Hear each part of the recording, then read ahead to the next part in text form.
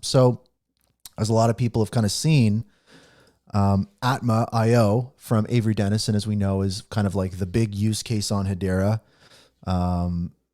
Hundreds of millions transactions per day.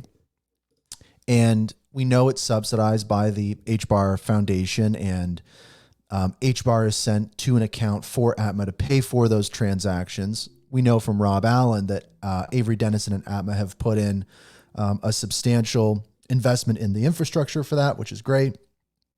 And this isn't HBAR being sent to Avery Dennison or Atma that is going to pay employee salaries or whatever. It's just paid to, for paying for the transaction. So in effect, this HBAR is being sent to AtmaIO, and that HBAR is filtering back into the Hedera treasury and back to the staking rewards. So net positive, in my opinion. I know there's a lot of opinions about it. I think the negative aspect is, hey, it's not liquidity coming in from the outside. It's not like AtmaIO is buying this HBAR on the open market to pay for these transactions. So could be better. But if we take a look at, first off, let's go to the Hedera revenue dashboard from Hgraph. If we go to the past week, this is where it gets interesting, right? If we look over the past quarter, let's say, I'll zoom in. This is revenue generated by the Hedera network via transaction fees over the last quarter. This is the AtmaIO payer account. If we remove that from the revenue figures, obviously we see that revenue drop substantially, but this is real revenue, right? So this is a very useful tool. What's interesting is, you can see the dramatic difference here, but if we go to the last week, there isn't so much of a difference, right? And that's because AtmaIO is not currently running transactions through. Unfortunately, we don't have the Metrica dashboard anymore. Metrica is a tool that I've used quite a bit, and there's a notice on the Metrica website. As of October 1st, 2024, the dashboard is depreciated. So we don't have access to this anymore, which is unfortunate. So we lack visibility on certain metrics. Luckily, we have a community project, long-time community project, hederatransactions.com, txns.com. We're at 3 TPS right now on Hedera with Atma removed. So again, this is a little alarming for the ecosystem just because, as I've said, AtmaIO is the big deal, right? We saw Greg Bell from the HBAR Foundation on the NASDAQ show talking about Hedera in the context of the new Canary HBAR Trust product. So really touting the success of the network, the numbers of transactions. We're not seeing that right now. Now, it is worth saying that this drop-off does happen. AtmaIO transactions do drop down. And we have seen it in the past last as long as 2 weeks. So I don't think there's any cause for alarm right now. Of course, it's not a great look. It's not a good feeling, but I don't think that it's like a massive issue. Hedera Bull, good morning. Renly, GM. Yeah, so no cause for alarm. AtmaIO, we have to see what's going on, but I imagine, it's definitely going to be very similar to what we've seen in the past. Now, the title of the show today, of course, is October, Where Are You? And October is kind of like a meme in the crypto industry, in the crypto space, generally because October refers to the crypto community's expectation that October will be a bullish month for cryptocurrencies, notably Bitcoin. And, this is based on historical performance and factors like fiscal year-end adjustments, positive Q4 trends. So while many anticipate significant gains, and these are kind of supported by technical analysis, I've just seen many this year kind of not really buying into that. And there is definitely an increased volatility. And I don't think that there is like a massive October vibe right now, Grelf, GM. So today, as of today, the crypto community sentiment towards October is, I would say, mixed, maybe tilting towards being a little more bearish. And this is due to basically a decline in Bitcoin's price and the overall market. I mean, the S&P 500 has really diverged from Bitcoin price. Like Bitcoin hasn't really kept up with the S&P 500 index, which is interesting. And this really is like contrasting previous October vibes. Now, remember, we're not all the way through October yet, so it's not like the end of the world. Now, I think that this is a unique October because, you know, there is market overheating. We've had a lot of issues with inflation. There's a lot of global economic uncertainties, like the elections, like the different conflicts we've seen around the world. And so I think that from a fundamental standpoint, from a sentiment standpoint, I think there's a lot of caution and skepticism. However, there is on-chain data and technical analysis that is hopeful, that paints a brighter picture of a possible market rebound later in this month. So that's really kind of like, you know, that's really where my head is at. Now, of course, we've seen pumps in HBAR. What does this mean really for HBAR with Uptober?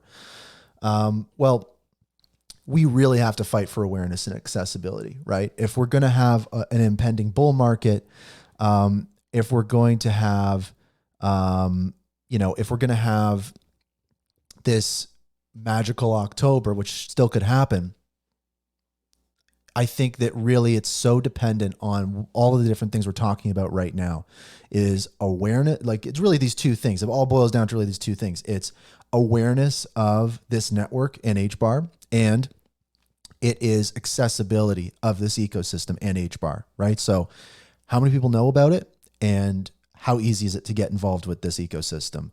That means better marketing. That means better communication between the community and the governing council, all the different things we've talked about on the show in previous episodes. I mean, last week I had Brady on, the previous week I had Richard Bear from Hashgraph on. So lots of great conversations, all those types of things. And accessibility is just how easy is it to build in this ecosystem? How easy is it to get HBAR? There's a lot of improvements needed there. And I think that that's really what this means for HBAR is like, sure, there's uncertainty. We don't really know if this is going to be a, you know, traditional October, but we still have to keep the pedal to the metal.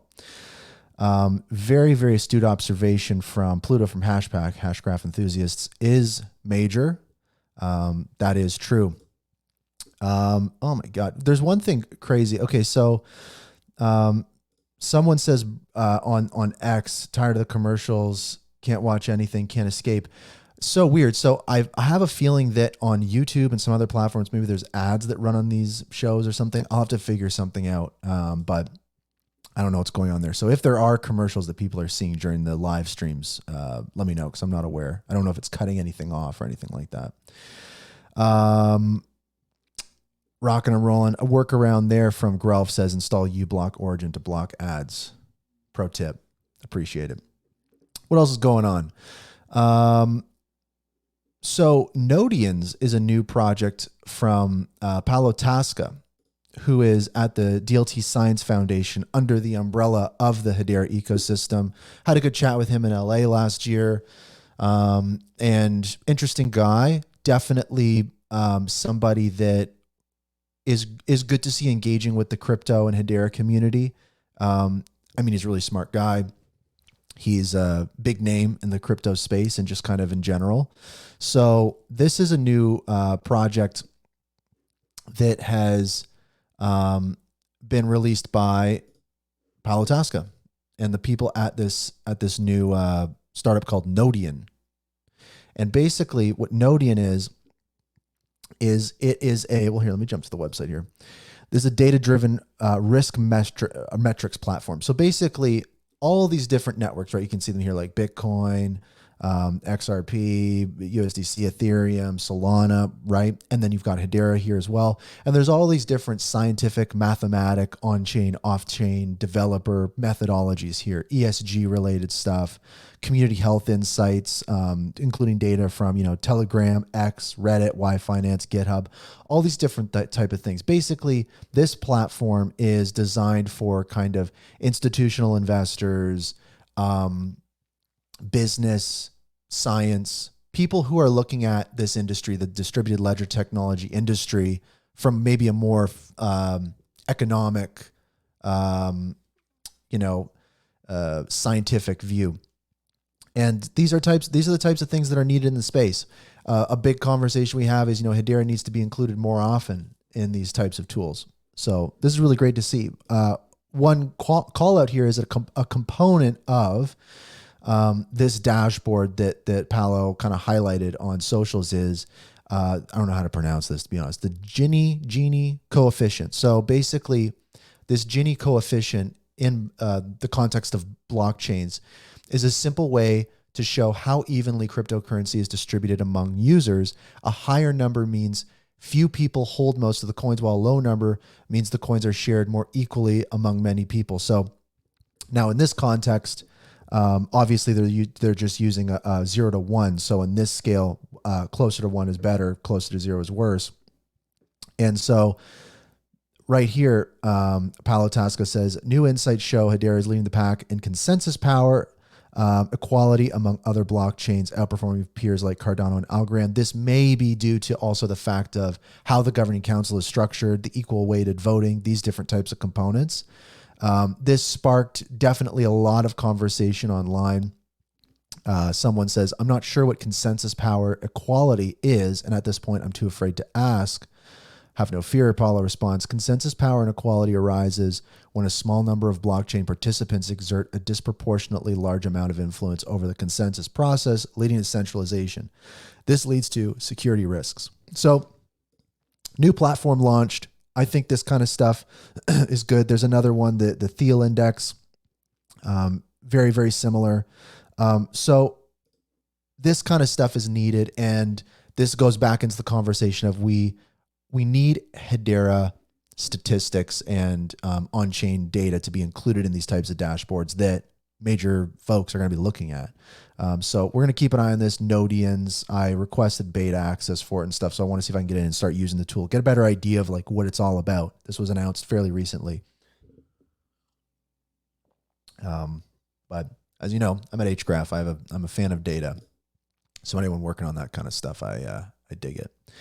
What else we got going on here?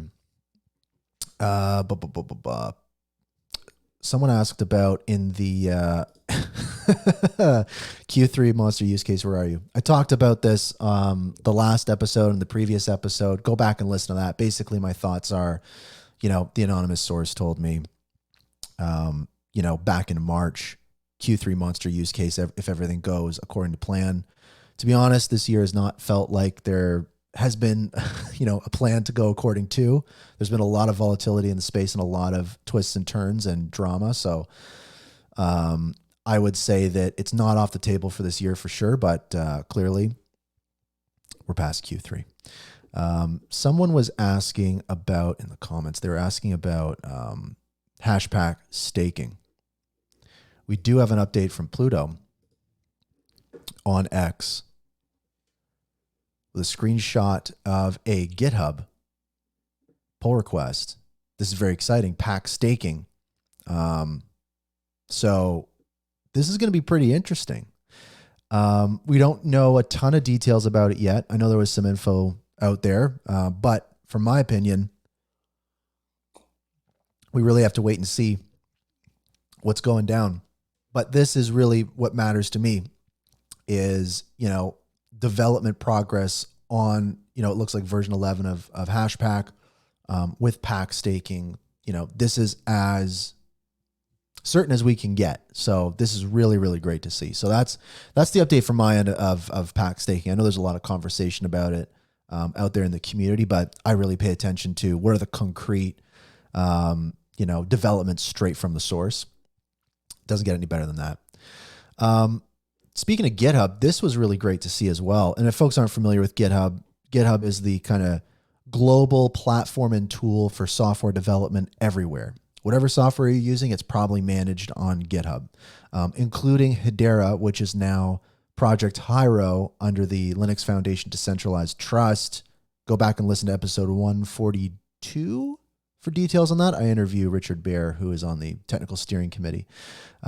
So this repository here contains a markdown file that highlights the status of the migration, because what we talked about on the previous episodes of the show is the most crucial part of the Hiero initiative is when and how does that source code get migrated to the Linux Foundation Decentralized Trust? How are we going to know the progress? So there's a page in the repository that's showing us the status on a bunch of the different Hedera related repositories and their journey to the Linux Foundation Decentralized Trust. Very, very cool to see. I encourage this very much. They also provide their meeting minutes publicly, which is great to see.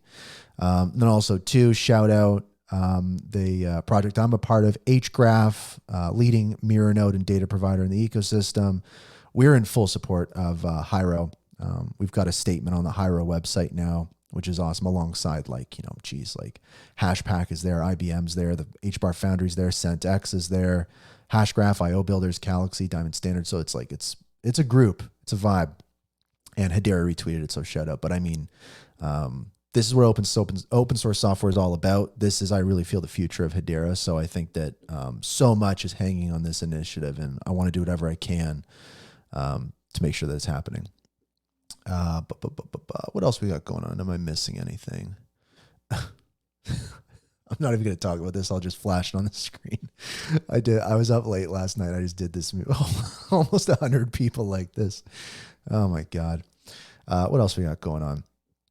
Axelar. So this is very, very huge. A lot of people have been waiting for Axelar to come to the Hedera ecosystem because this is what brings interoperability. This is what allows HBAR to move amongst different networks.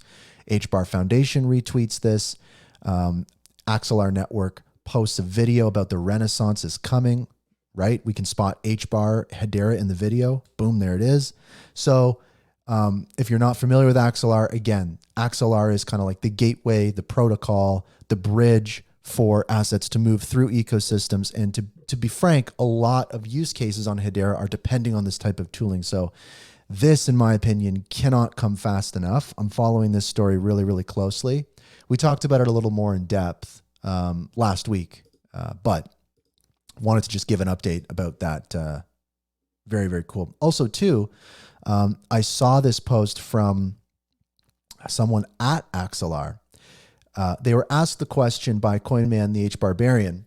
I wonder if Axelar could leverage Hedera's consensus service for fair ordering and timestamping of all actions on the network. No scalability problems at high network load, fixed fees, leaderless DDoS resistance, just my two HBAR. So this individual from Axelar responds, Hashgraph is cool. I remember reading the white paper 7 to 8 reading ago, maybe 7 to 8 months ago or year, who knows, when we were designing Algorand.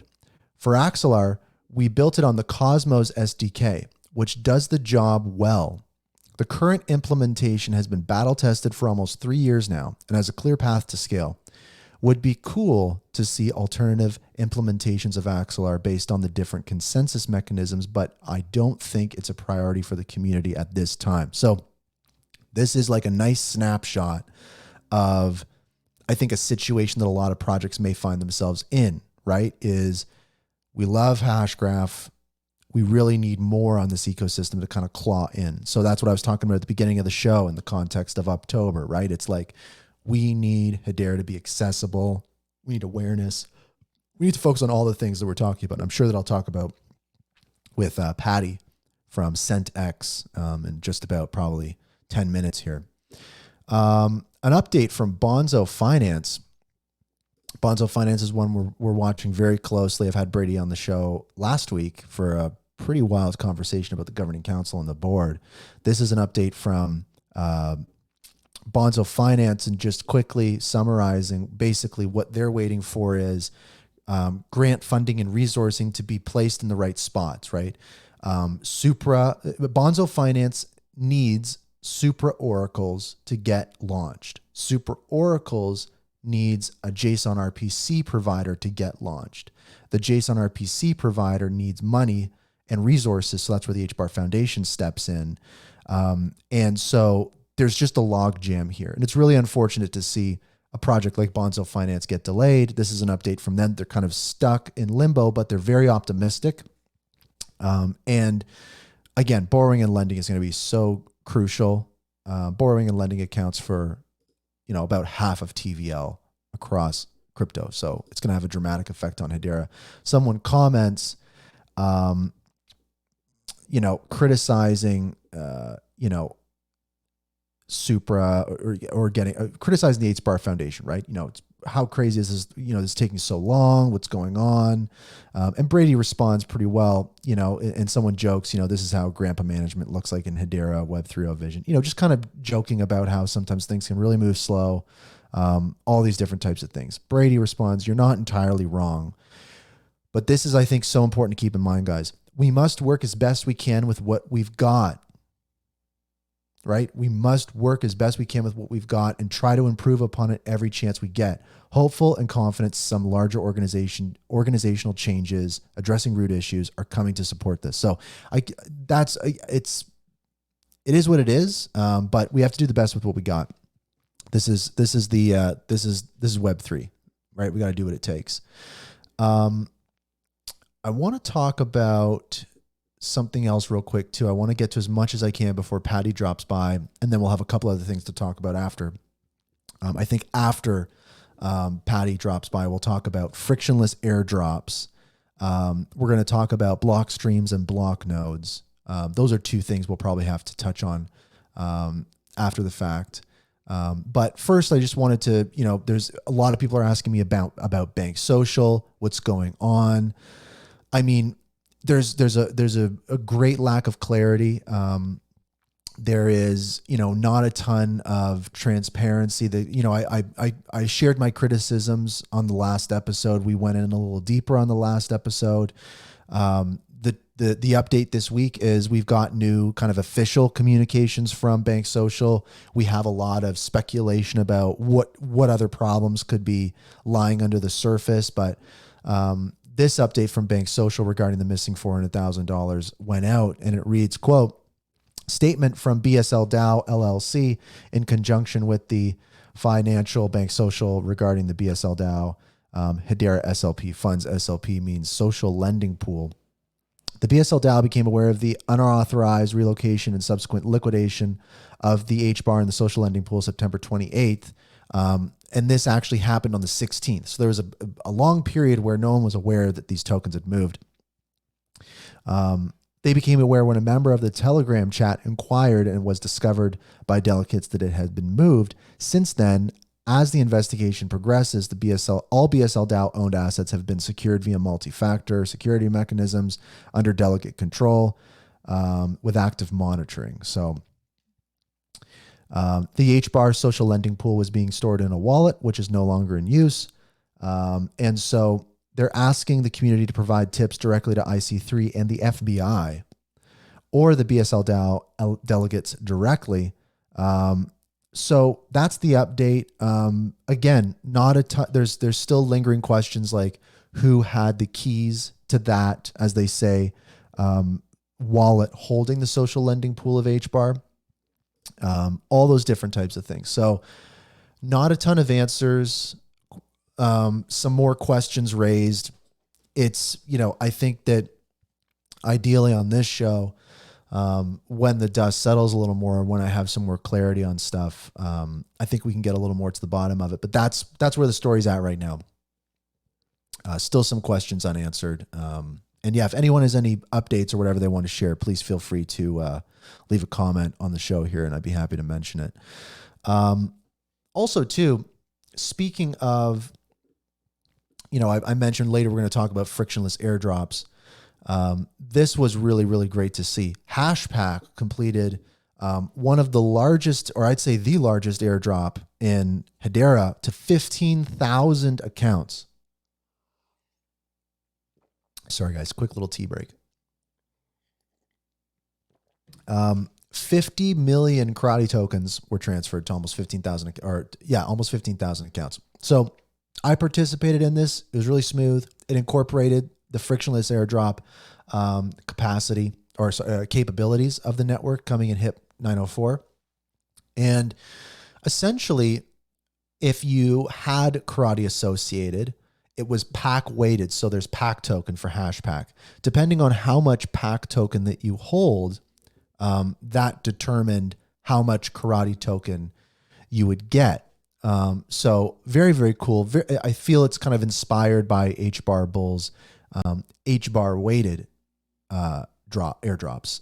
So very, very cool. I dig it. It was a good process and a good utilization of, I think, this kind of new functionality from HIP 904, just kind of getting it rolling. I think that it's so cool in this case for somebody to just essentially hop into the ecosystem, click some buttons, and get karate airdrops without having to do those associations. So that was a very interesting thing to see. And a quick mention too, HashPack is now integrated with KarateCombat. So this was something people were very interested in, where you've got the karate wallet application. A lot of folks use HashPack. So now we're starting to see the lines get a little blurred. We're starting to see some interoperability with these wallets, which is great to see. And I know that this was a top requested feature for HashPack as it pertains to kind of like karate, or top requested feature for KarateCombat as it pertains to wallets. So I think that's really great.